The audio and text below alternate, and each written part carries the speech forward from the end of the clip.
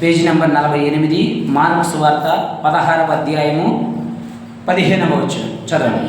మరియు మీరు సర్వలోకమునకు వెళ్ళి సర్వ సృష్టికి సువార్తను ప్రకటించుడి.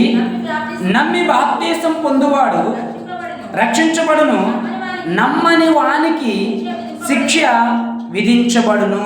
దేవునికి స్తోత్రం. హల్లెలూయా, హల్లెలూయా. చూడండి, ఇక్కడ యేసు ప్రభువారు 11 మంది శిష్యులతో ఏమంటున్నాడంటే, మీరు సర్వలోకానికి వెళ్ళండి, సర్వ సృష్టికి సువార్తను ప్రకటించండి. ఎవరైతే నమ్మి బాప్తీసం పొందుకుంటారో వారు రక్షించబడతారు, నమ్మని వానికి శిక్ష విధించబడుతుంది. ఇందులో 2 కాంట్రవర్సీలు ఉన్నాయి, 2 వ్యతిరేకమైనటువంటి భావాలు ఉన్నాయి, ఉద్దేశాలు ఉన్నాయి. నేను మీకు వివరించే ప్రయత్నం చేస్తా. ఆ 2 ఈ వాక్యం అయిపోయేలోపు మీకు కొంత వివరణ వచ్చింది. దేవుని స్తోత్రం. హల్లెలూయా, హల్లెలూయా. ఇప్పుడు దేవుడు మీరు సర్వలోకానికి వెళ్ళి సర్వసృష్టికి సువార్తను ప్రకటించమన్నాడు. ఇది గుర్తుపెట్టుకోండి. ఒక్కసారి వెనక్కి వచ్చే ప్రయత్నం చేద్దాం. మత్తయి సువార్త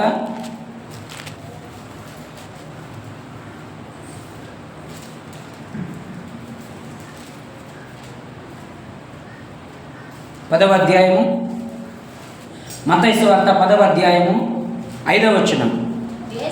యేసు ఆ 12 మందిని పంపుచు వారిని చూచి వారికి ఆజ్ఞాపించినదేమనగా, మీరు అన్యజనుల దారిలోనికి వెళ్ళకుడి, సమరయుల ఏ పట్టణములోనైనను ప్రవేశింపకుడి గాని ఇశ్రాయేలు వంశములోని నశించిన గొర్రెల యొద్దకే వెళ్ళుడి, వెళ్ళుచు పరలోక రాజ్యము సమీపించి ఉన్నదని చెప్పండి. ఇప్పుడు మార్కు సువార్తలో మనం చదివిన దాన్ని ఏం చేస్తారంటే కొంతమంది పక్కన పెట్టేసి మత్తయి సువార్తలో ఉన్నటువంటి ఈ 10వ అధ్యాయంలో ఉన్నటువంటి 5వ వచనాన్ని తీసుకొని 12 మంది శిష్యులకు దేవుడు ఏం చెప్పిండు అంటే, అన్యజనులలోకి వెళ్ళొద్దన్నాడు, అన్యజనుల్లోనికి వెళ్ళొద్దన్నాడు, సమరయుల దగ్గరికి దేవుడు వెళ్ళొద్దన్నాడు. దేవుడు ఎక్కడికి వెళ్ళమన్నాడంటే ఇశ్రాయేలీల దగ్గరికే వెళ్ళమన్నాడు. అంటే సువార్త ప్రకటించాల్సింది ఇశ్రాయేలీలకే. ఆ యెరూషలేములోనే తప్ప అన్యజనుల దగ్గరికి, అన్య దేశస్తుల దగ్గరికి ఇదిగో దేవుడు వెళ్ళొద్దన్నాడు.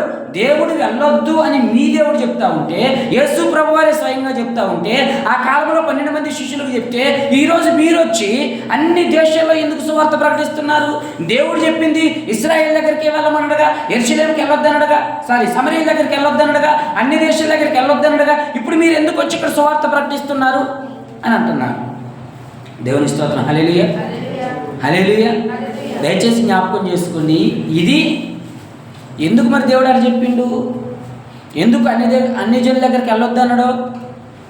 ఎందుకు ఇశ్రాయేల్ దగ్గరకు మాత్రమే వెళ్ళమన్నాడు అంటే, అది ఆ సందర్భానికి ఆ సమయానికి మాత్రమే పరిమితం.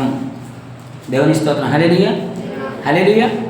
6 సంవత్సరాల వయసులో మన కొడుకునో మన కూతురునో స్కూల్లో జాయిన్ చేసేటప్పుడు, అమ్మ ఏ క్లాస్లో జాయిన్ చేయమంటావు అంటే 10లో జాయిన్ చేయండి అంటావా?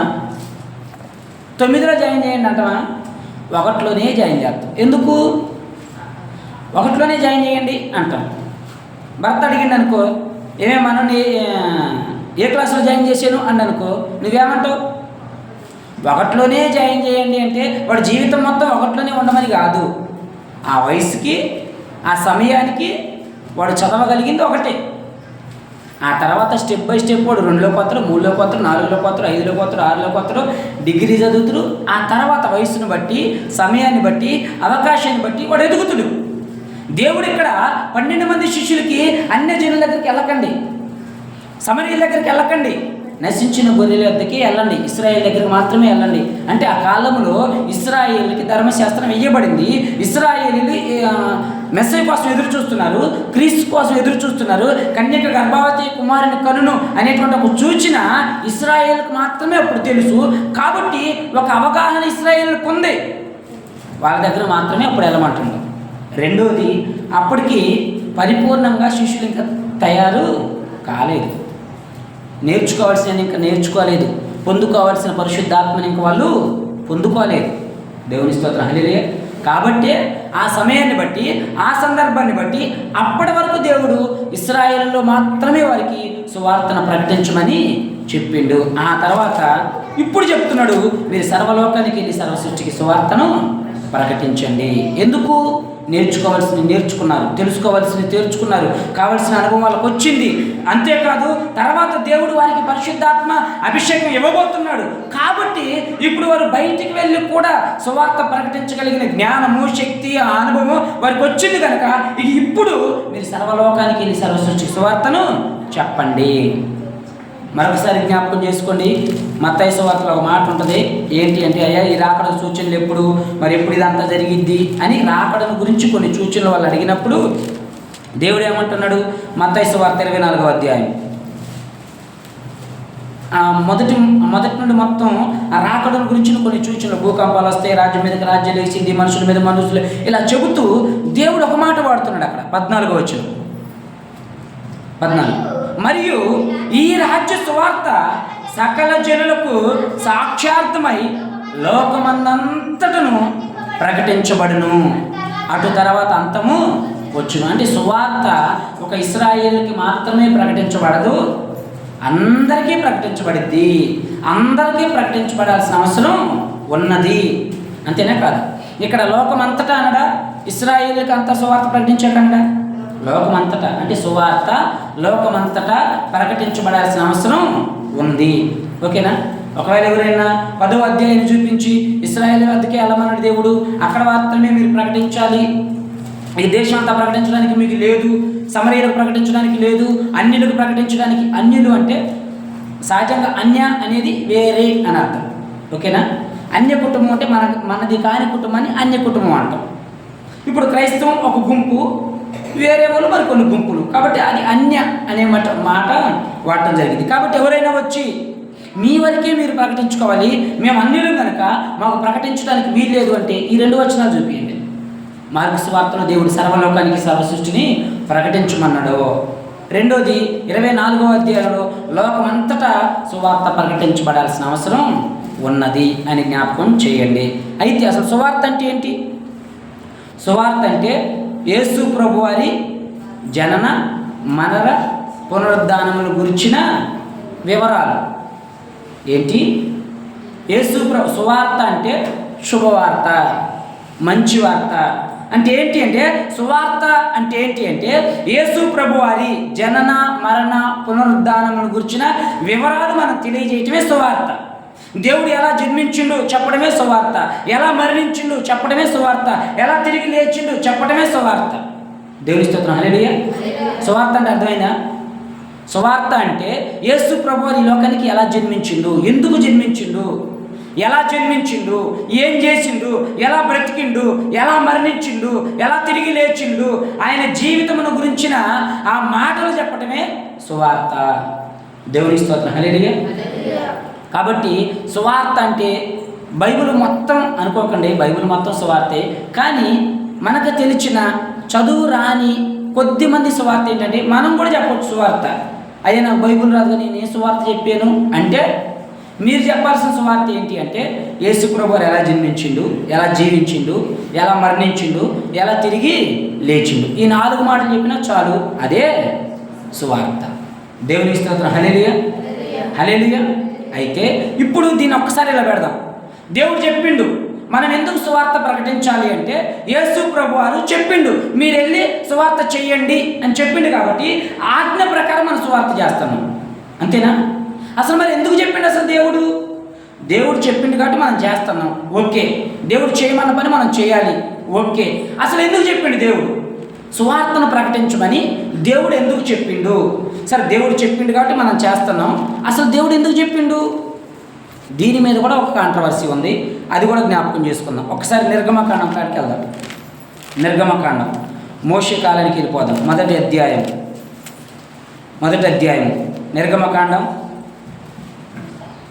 నిర్గమకాండము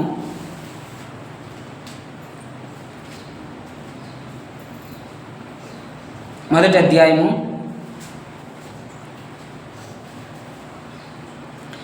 8వ వచనం కన్నా ఒకసారి చదవండి.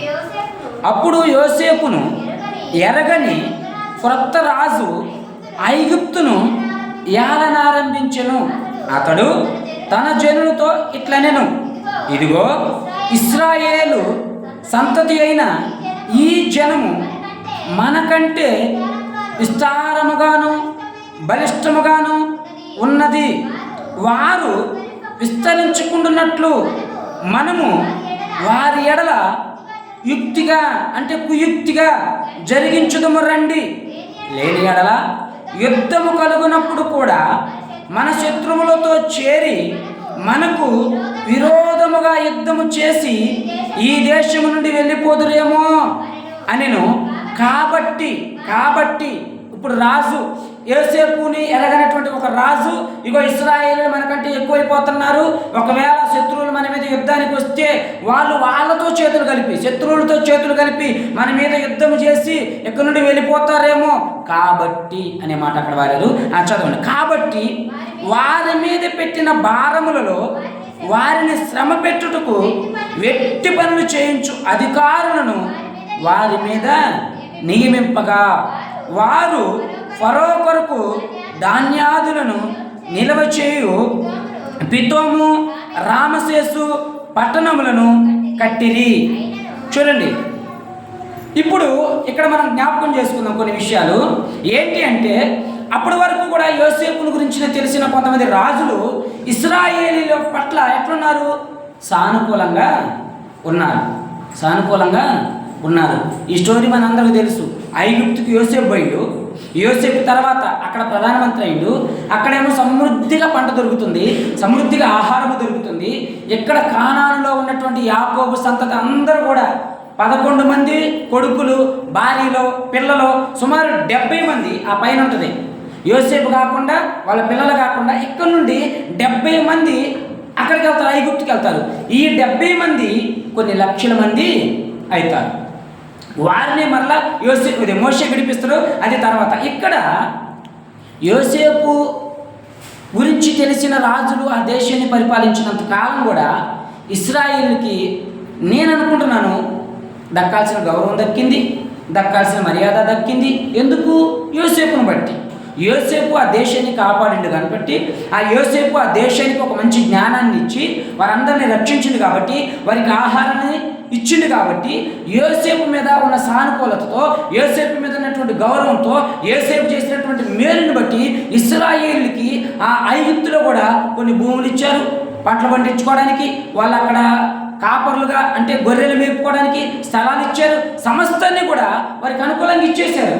కానీ యోసేపు ఎరగని రాజు వచ్చి ఇప్పుడు అరే ఇశ్రాయేలీలేంది మనకంటే పెరిగిపోతున్నారు, మనకంటే ఎక్కువైపోతున్నారు, వీళ్ళు ఇలాగే వదిలేస్తే మన శత్రువులతో చేతులు కలిపి మన మీద యుద్ధం చేస్తారేమో.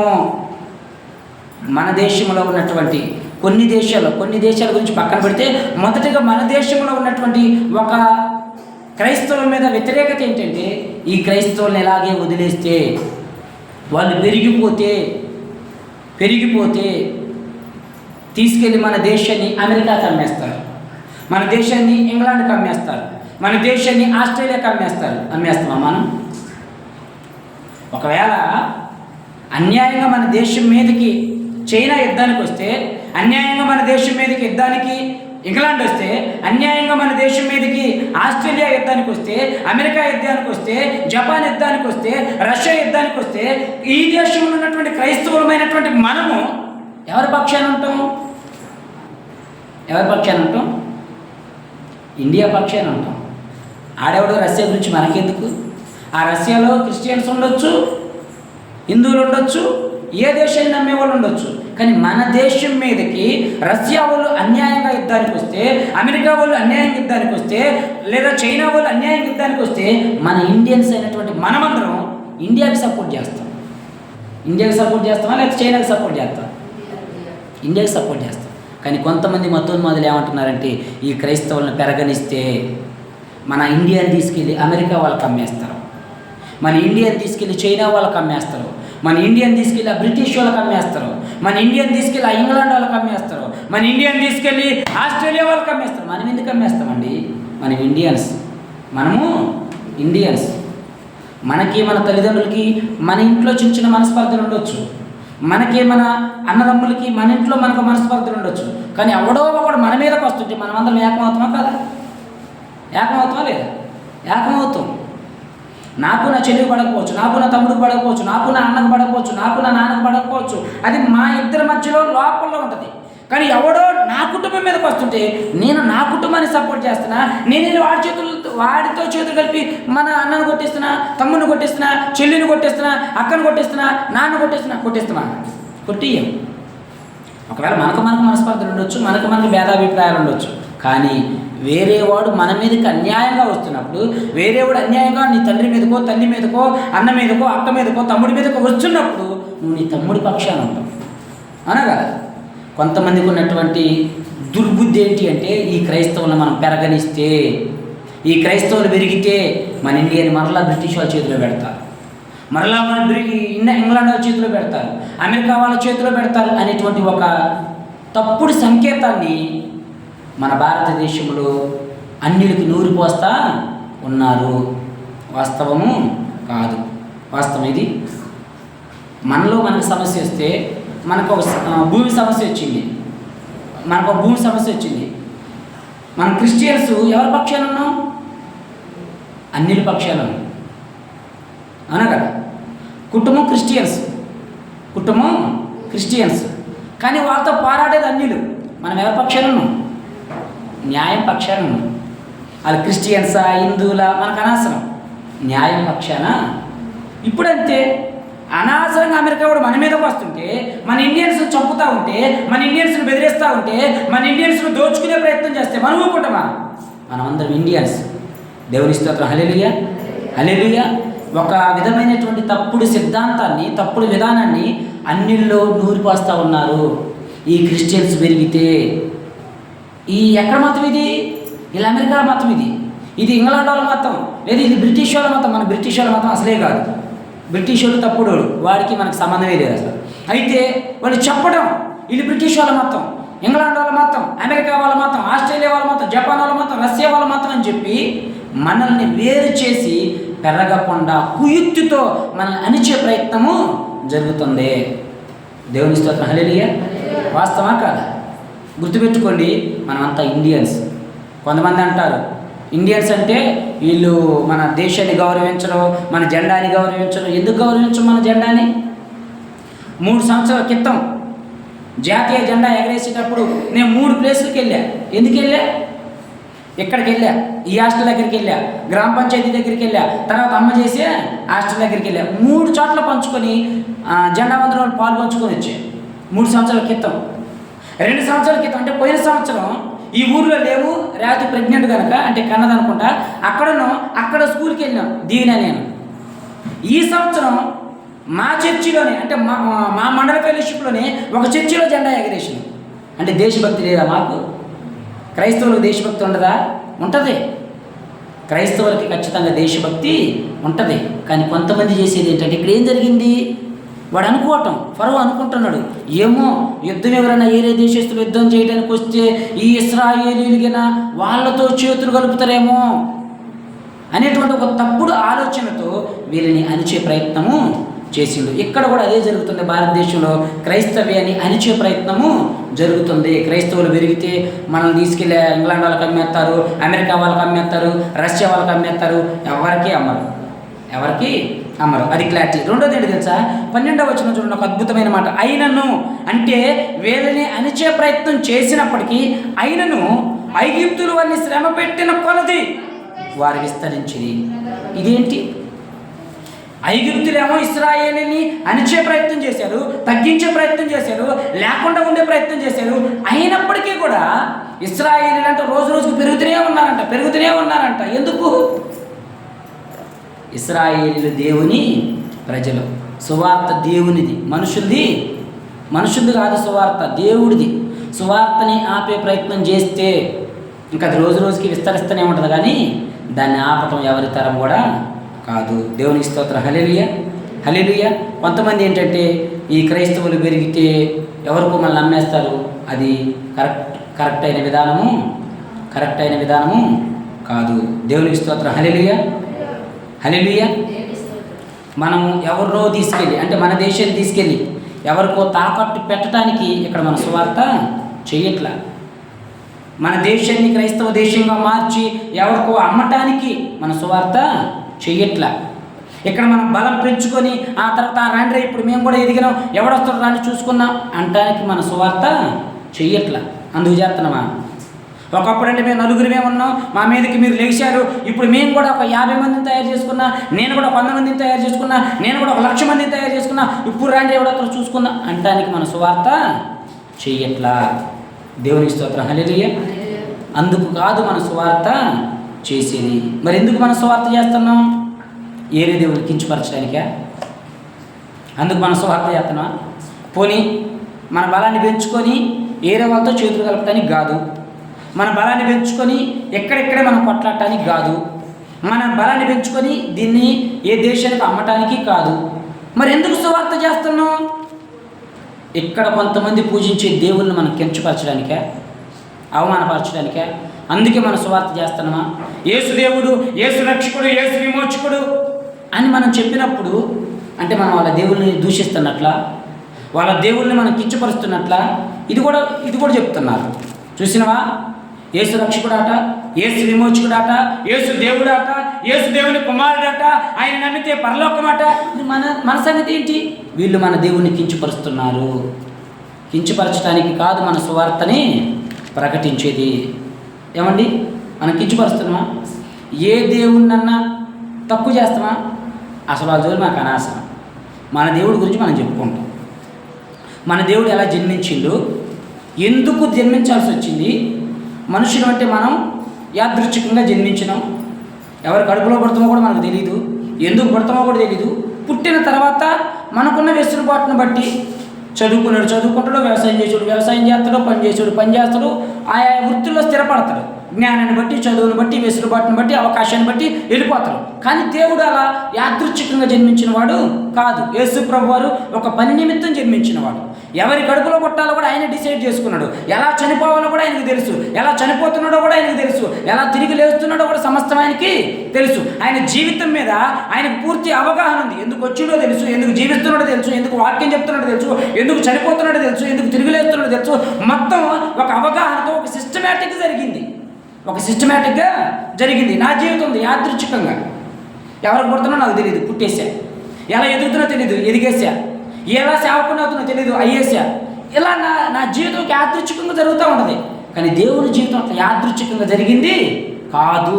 ఒక సిస్టమేటిక్గా, ఒక ప్రణాళిక ప్రకారం, ఒక పద్ధతి ప్రకారం, దేవుని చిత్త ప్రకారం, దేవుని ఆలోచన ప్రకారం ఆయన ఏం చేసిండు? చక్కగా మనం ఇది ఉంటుందిగా హారాన్ని ఏ విధంగా అయితే ముత్యాలు క్రమంగా అమర్చుతామో అలా అమర్చినట్లుగా క్రమంగా దేవుని యొక్క జీవిత చరిత్ర మనకి స్పష్టంగా అర్థమైంది. ఆయన ఎందుకు జన్మించిండు, ఎలా బతికిండు, ఏం చేసిండు, ఎందుకు చేసిండు, ఎలా చనిపోయిండు, ఎందుకు చనిపోయిండు, ఇవన్నిటిని మనం ఒక దగ్గర పెట్టుకొని ఒక 10 నిమిషాలు ఆలోచిస్తే యేసు ప్రభువారు యాదృచ్ఛికంగా జన్మించిన వాడు కాదని, ఆయన ఒక పని మీద ప్రత్యేకంగా వచ్చినవాడని మనకు స్పష్టంగా అర్థమైంది.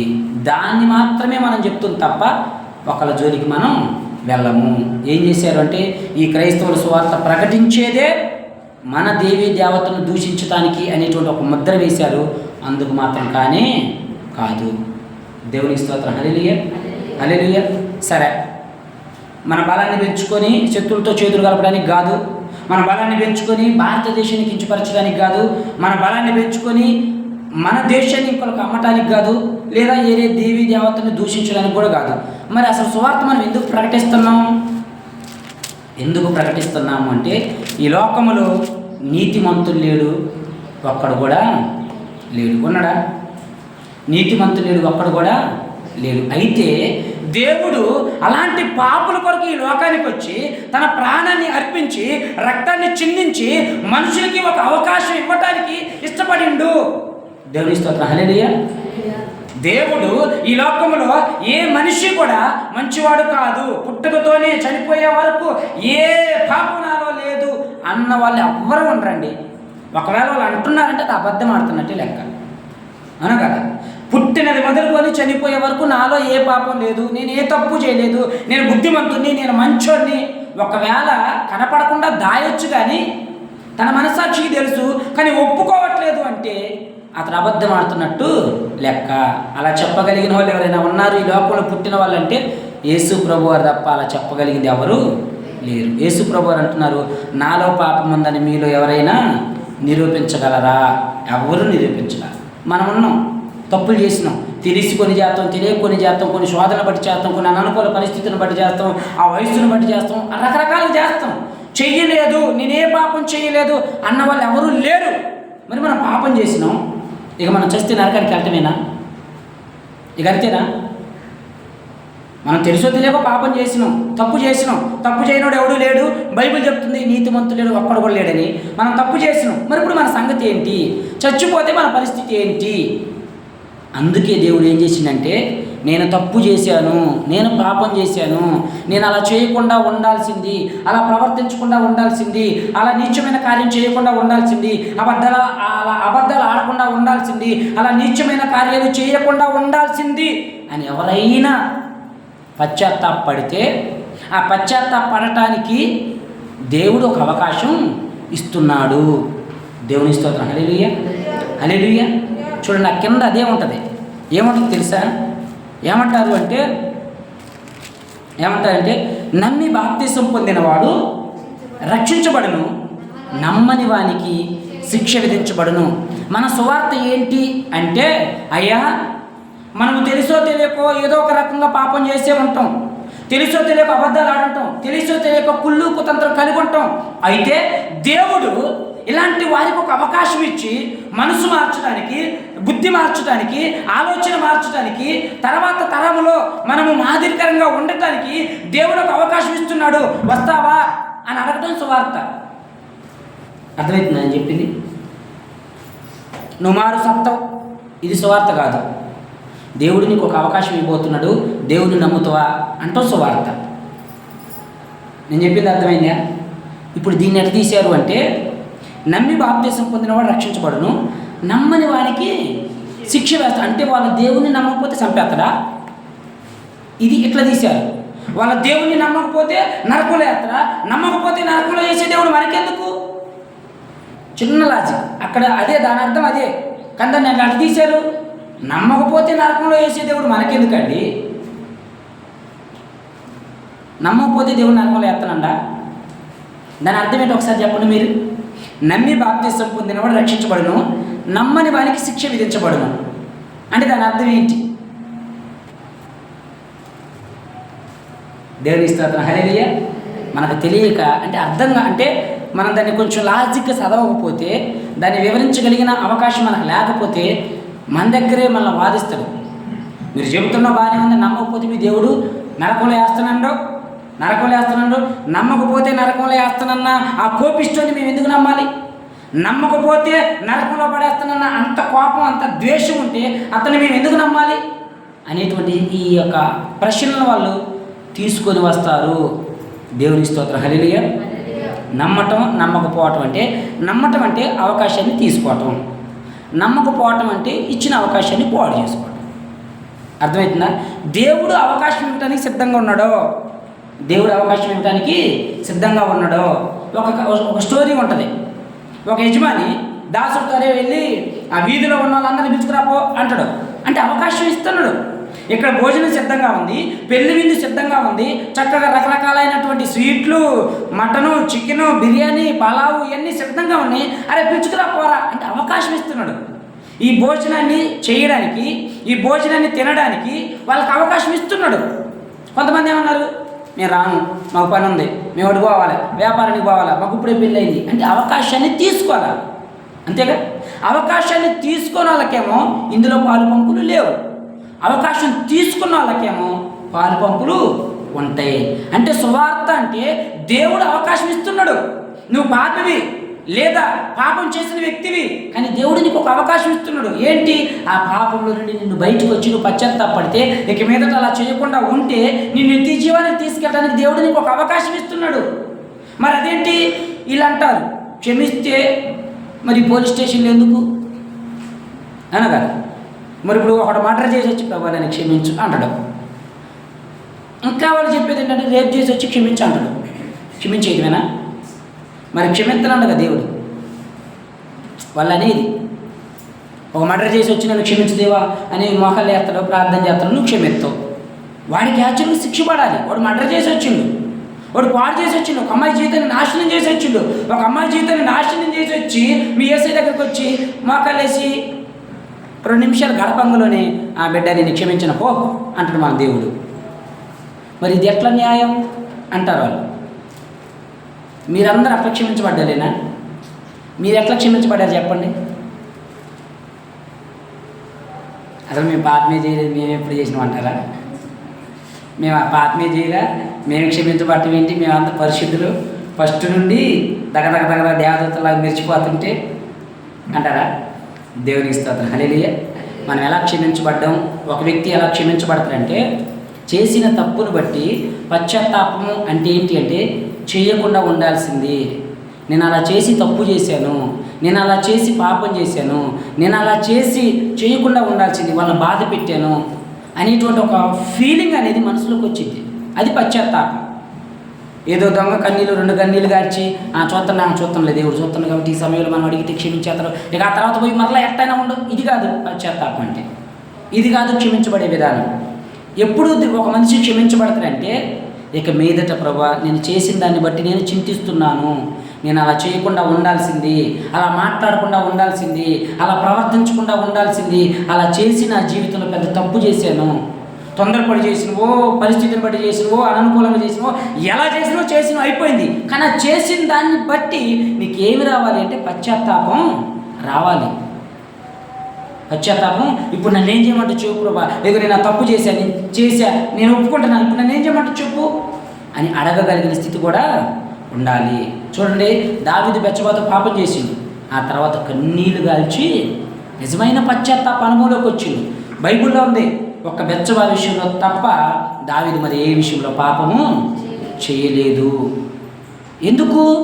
ఆయనకి రిపెంటెన్స్ వచ్చింది, పశ్చాత్తాపం వచ్చింది, అనుభవం వచ్చింది. ఒకసారి మీరు కూడా బైబిల్లో ఉంటుంది, రోమీలకు రాసిన పత్రిక అనుకుంటున్నా, ఎందుకంటే ఇది సడన్గా గుర్తొచ్చిన మాట కనుబట్టి రెఫరెన్స్ గుర్తులేదు.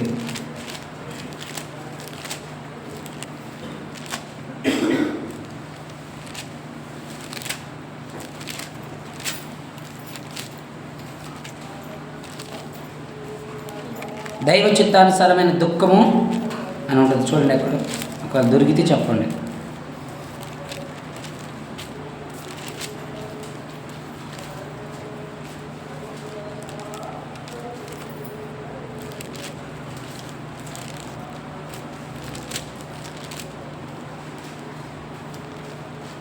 దైవ చిత్తానుసారమైనటువంటి దుఃఖము రక్షణార్థమైనటువంటి మారు మనసును కలగజేయును అనేటువంటి మాట ఉంటుంది. ఫోన్లో కొడితే కొట్టండి.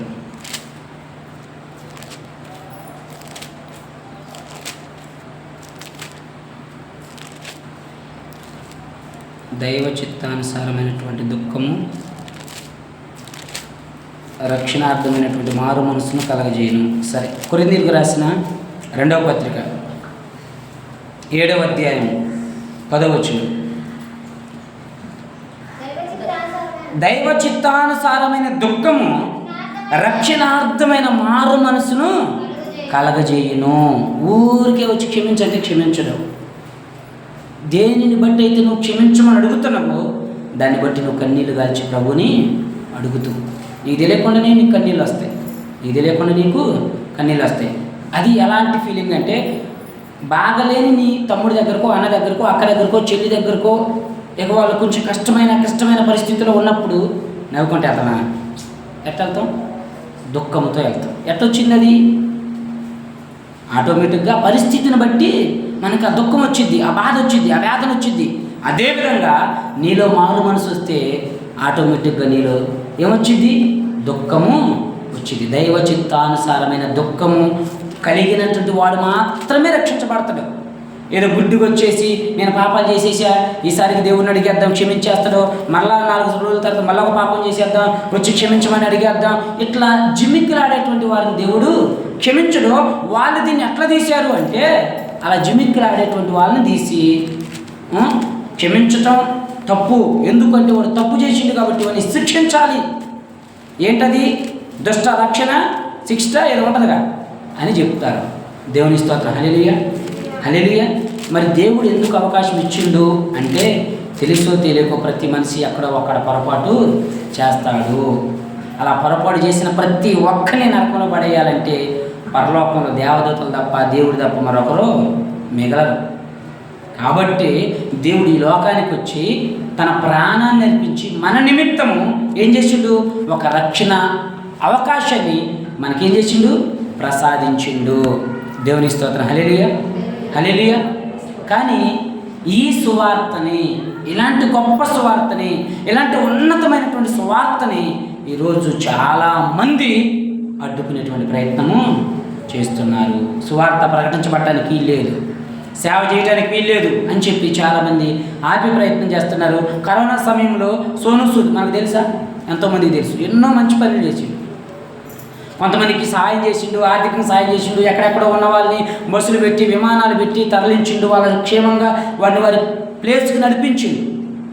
ఇప్పుడు సోను సూద్ దగ్గరికి వెళ్ళి ఆయన కాళ్ళ పట్టుకొని, నువ్వెవడురా మా తెలుగు ప్రజల్ని కాపాడటానికి అంటే బాగుంటుందా? ఎందుకు బాగోదు?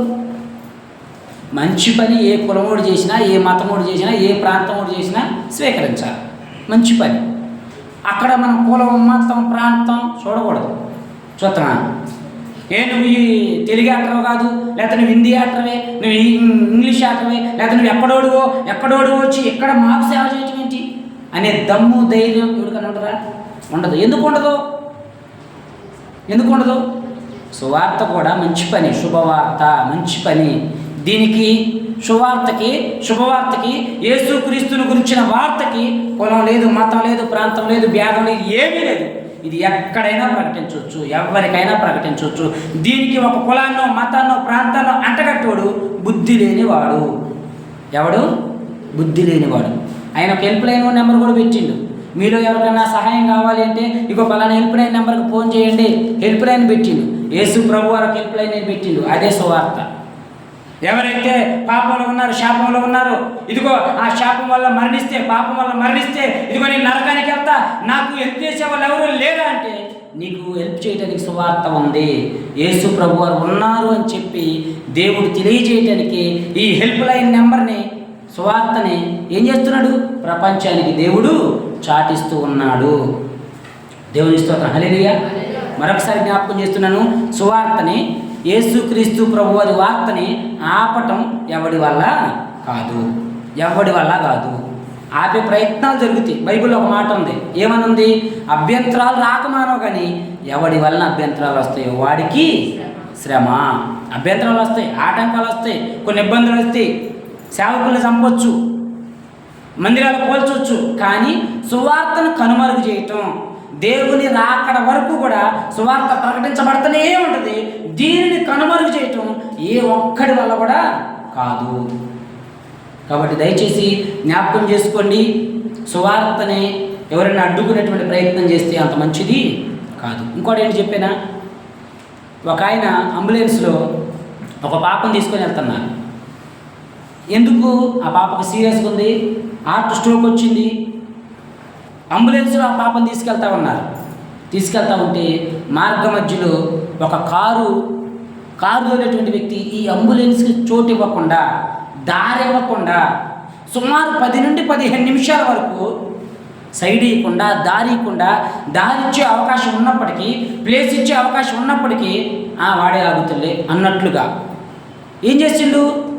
సువార్తని, అదే అంబులెన్స్ని అడ్డుకునే ప్రయత్నము చేసిండు. వీడు అడ్డుకోకపోతే ఒక 10-15 నిమిషాల ముందు హాస్పిటల్ చేరుకునే వాళ్ళు ఆ అంబులెన్స్. తీరా వెళ్ళిపోయారు హాస్పిటల్కి. ఒక 5-10 నిమిషాల తర్వాత డాక్టర్ గారు బయటకు వచ్చి, అమ్మ సారీ, ఒక 5 నిమిషాలుగిన హాస్పిటల్కి మీరు ముందు వచ్చి ఉంటే మేము ఆ పాపని బ్రతికించగలిగే వాళ్ళమే, కాపాడగలిగే వాళ్ళమే, లేట్ అయిపోయింది. ఈ కారుడు వల్ల 15 నిమిషాలు లేట్ అయిపోయింది. అదే కారోడు ఫస్టే చోటిచ్చుంటే, అవకాశం ఇచ్చుంటే ఈ అంబులెన్స్ వెళ్ళిపోయేది హాస్పిటల్ హాస్పిటల్కి సమయానికే వెళ్ళిపోయేది, ఒక 10 నిమిషాలు ముందే వెళ్ళిపోయేది, ఆ పాప బ్రతికేది. కానీ వీడు ఆ అంబులెన్స్ అడ్డుపట్టడం వల్ల, చోటు ఇవ్వకపోవటం వల్ల ఏమైపోయింది? ఆ పాప 7-8 సంవత్సరాల పాప, 10 సంవత్సరాల పాప చనిపోయింది. ఈ కారులో ఉన్నోడికి ఫోన్ వచ్చింది, చనిపోయిన పాప వాడి కూతురు. ఒకసారి ఆలోచన చేయండి. చనిపోయిన పాప ఎవరి పాప? వాడి కూతురే. కానీ వాడికి తెలియక, అర్థం కాక, గర్వంతో, అహంకారంతో ఏం చేసిండు? అంబులెన్స్ కడ్డొచ్చిండు, నిష్కారణంగా కన్న కూతుర్ని పోగొట్టుకున్నాడు. ఈరోజు చాలామంది సువార్తను అడ్డుకుంటున్నారు, మేమేదో గొప్ప పని చేస్తాం అనుకుంటున్నారు, వారి కుటుంబం మీదకి శాపాన్ని తెచ్చుకుంటున్నారు. ఆపే ప్రతి కుటుంబం మీదకి ఏముంది? శాపం ఉంది. ఆడెలాగో నమ్మడు, ఆ కుటుంబాన్ని నమ్మనివ్వడు. ఈడు ఈ అంబులెన్స్కి ఏ విధంగా అయితే అడ్డుపడ్డాడో, ఈ సువార్తకి అడ్డుపడే ప్రతి ఒక్కరు కూడా ఆ కుటుంబం మీద శాపాన్ని తెచ్చిపెట్టుకుంటే, వీడు ఎలాగో రక్షించబడే వాళ్ళు కూడా రక్షించబడనీయకుండా చంపే ప్రయత్నము జరుగుతూ ఉంది. గుండెలు బాదుకొని ఏడుతుండే యేసుకు. అయ్యో, ఒక్క 10 నిమిషాలు ఆ అంబులెన్స్లో ఉంది నా కూతురని తెలుసుంటే ఏం చేస్తాడు? ఆ అంబులెన్స్కి అడ్డుపట్టడం మానేసి తోసుకుంటే అతను అవసరమైతే అన్నా కదా. ఆ అంబులెన్స్లో ఉంది వాడు కూతురని తెలిస్తే కారును పక్కకు పడేసి అవసరమైతే అంబులెన్స్ను తోసుకుంటే కొద్దిగా స్పీడ్కి వెళ్ళే ప్రయత్నం. కానీ అమాయకంతో, అజ్ఞానంతో, అవివేకంతో ఏం చేసిండు? అంబులెన్స్కి అడ్డొచ్చి కన్న కూతుర్ని చంపేసుకున్నాడు. ఈరోజు చాలామంది నేను సవాల్ చేస్తున్నా, ఏమనంటే యేసు ప్రభు వారి ద్వారా ఎలా రక్షణ వస్తుందో క్లారిటీగా మనం క్లియర్గా చెప్తాం. మీ దేవుడి వల్ల ఎలా రక్షణ వచ్చిందో మీరు చెప్పండి. అంతెందుకండి, ఇప్పుడు నాకు ఒక మేలు జరిగింది, నేనేం చేయాలి? 10 మందికి చెప్పాలా? నోరు మూసుకొని ఉండాలా? చెప్పటం మంచిదంటారా, వదిలేయటం మంచిదంటారా? చెప్పటం మంచిది. ఆపడానికి ఈడేవుడు అసలు. ఇంకో సవాల్ మీరు చెప్పండి. ఒకవేళ మీరు సువార్తను ఎప్పుడన్నా అడ్డుకుంటే చెప్పండి. మేము మా దేవుడి గురించి చెప్తూ నీకేదన్నా ఉంటే, శక్తి ఉంటే, బలం ఉంటే, లేదా దమ్ముంటే మీ దేవుడి గురించి నువ్వు చెప్పుకో. ఒకవేళ మాది సత్యమైతే మమ్మల్ని నమ్ముతారు, నీది సత్యమైతే నిన్ను నమ్ముతారు. మా దేవుళ్ళో శక్తి ఉందనుకుంటే మమ్మల్ని నమ్ముతారు, నీ దేవుళ్ళో శక్తి ఉందనుకుంటే నిన్ను నమ్ముకుంటారు. నన్ను ఆపడానికి వాడికి రైట్ లేదు. ఎందుకంటే రాజ్యాంగం ప్రకారం మన సువార్తను మనం ప్రకటించుకోవడానికి దేవుడు మనకి రాజ్యాంగం ద్వారా మనకు హక్కు ఇచ్చిండు. ఆపడానికి ఎవరికీ హక్కు లేదు. కానీ ఆపే వాళ్ళకు చెప్పండి, బాబు నువ్వు ఆపకు, నీ దేవుళ్ళు నిజం ఉంటే, నమ్మకం ఉంటే, సత్యం ఉంటే, మంచి ఉంటే, లేదంటే ఇంకా రక్షణ ఉంటే, ముక్తే ఉంటే నువ్వు చెప్పుకో. వాళ్ళు చెప్తారా? చెప్పరు. ఎందుకు చెప్పరు? చిన్న ఎగ్జాంపుల్ చెప్తే నేను ముగించే ప్రయత్నం చేస్తాను. ఫరో రాజుకు ఒక కళ వచ్చింది. ఆ కళ అందరూ మనకు తెలుసు. ఏంటి అంటే, ఫస్ట్ ఒక మంచి ఆవులు గట్టు మీద మేస్తూ ఉంటే, ఆ తర్వాత బక్క చిక్కిన ఆవులు వచ్చి దాన్ని మింగేస్తాయి.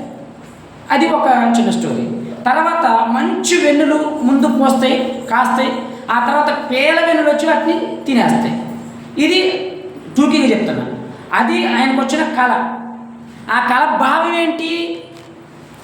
యోసేపుకు తెలుసు. దేవుని జ్ఞానంతో, దేవదూతల జ్ఞానంతో యోసేపుకు ఆ కళ భావం తెలుసు. నేను చెప్పను అన్నాను. ఎట్లుంటుంది? నేను చెప్పను బాబు, నువ్వు ఫరోగా అయితే నువ్వు ఇంకెవరవన్నాగా నేను చెప్పను అని అనుకో.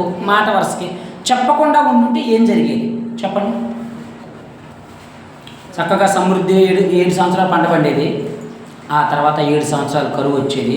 ఆ 7 సంవత్సరాల కరువులో ఒక్కడు కూడా లేకుండా అందరూ చచ్చేది.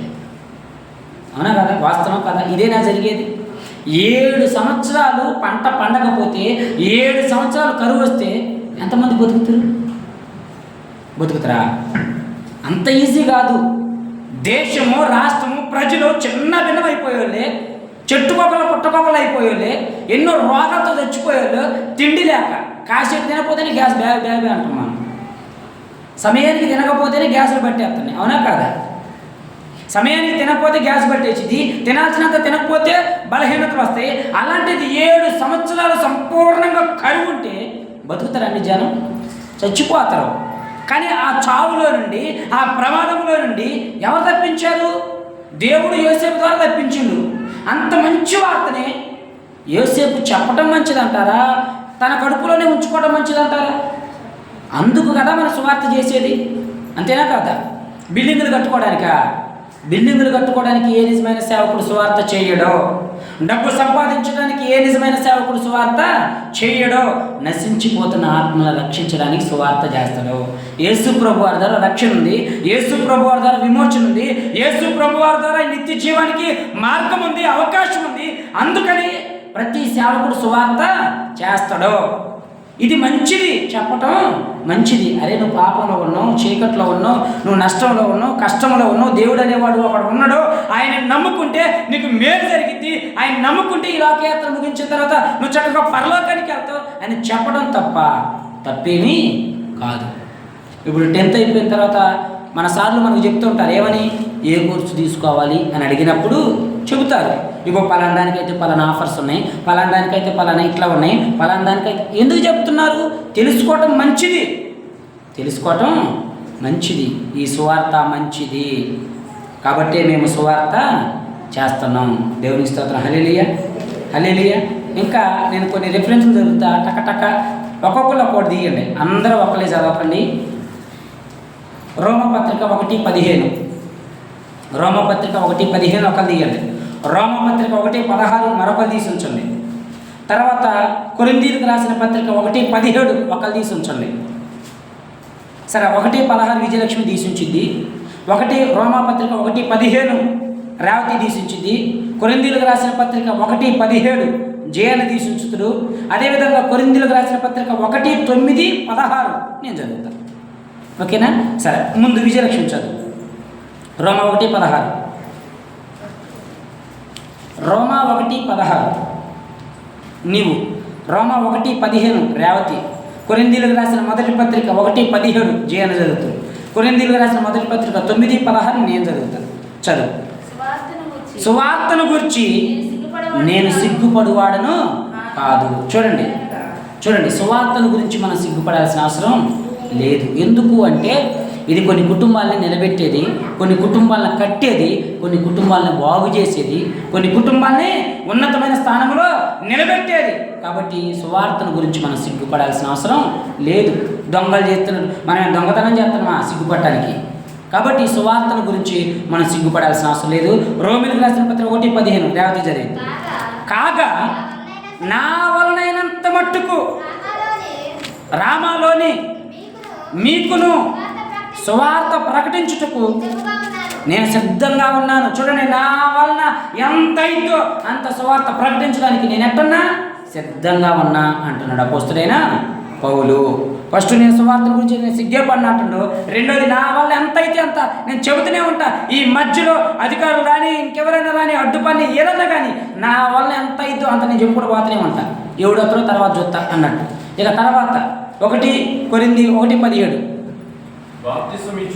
బాప్తిసం ఇచ్చుటకు క్రీస్తు నన్ను పంపలేదు కానీ క్రీస్తు యొక్క సిలువ వ్యర్థము కాకుండుటకై వాక్చాతుర్యము లేకుండా సువార్తను ప్రకటించుటకై ఆయన నన్ను పంపెను. చూడండి, సిలువ త్యాగము వ్యర్థం కాకుండా ఉండటానికి దేవుడు నన్ను సువార్తను ప్రకటించడానికి పంపించిండు.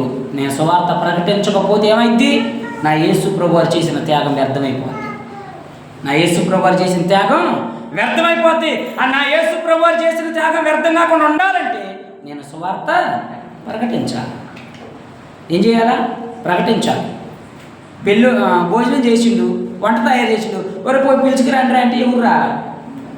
ఇక్కడ వ్యర్థమైపోద్దా లేదా? వ్యర్థమైపోద్ది. కాబట్టి మళ్ళీ ఏమన్నా దొరికిన వాళ్ళు పిలుచుకురాపో, ఎవడొద్దు అని తీసుకురా అన్నాడు, అనడా లేదు?